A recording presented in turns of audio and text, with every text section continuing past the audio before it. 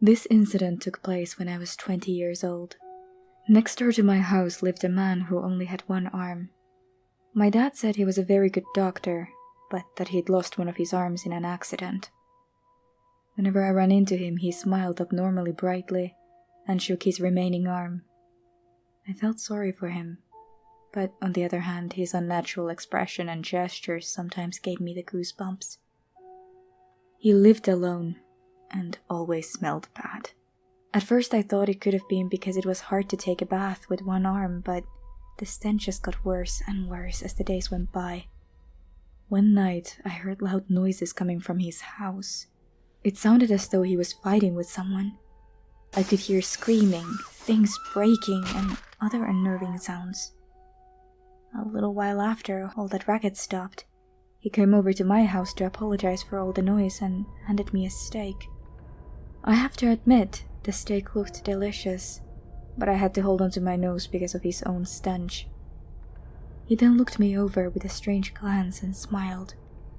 I didn't know the meaning of that expression until a bit later. After all, aside from the noise, it was just a normal day, right? When I came to and opened my eyes, I was lying on the floor in a room that looks like a basement. My head hurt severely. When I touched it, my hair felt wet.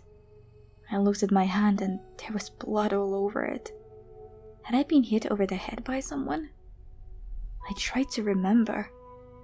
After thinking about it for a long time, it started to come back to me. The doctor had come over to my house and handed me a steak. Then he had looked past me into the house and said, "So, is there no one at home?"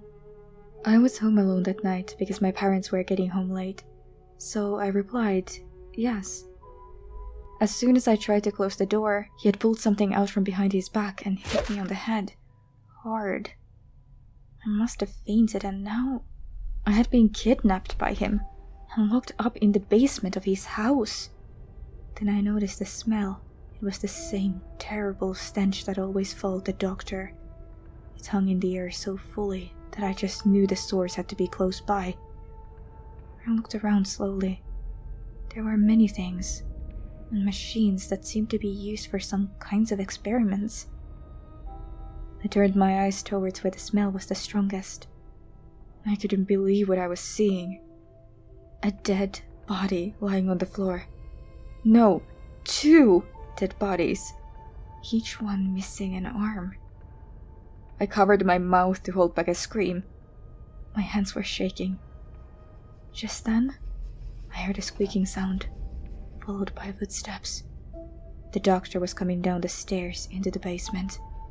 Quickly, I laid back down and stayed as still as I could, pretending to still be unconscious.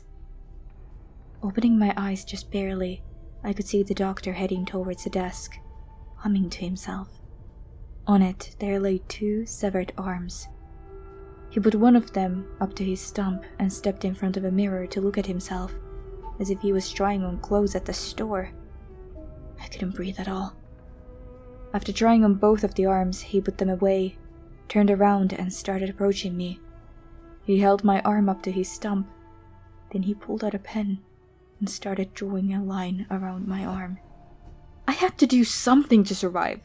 When he turned his back to find some tools, I kicked him as hard as I could.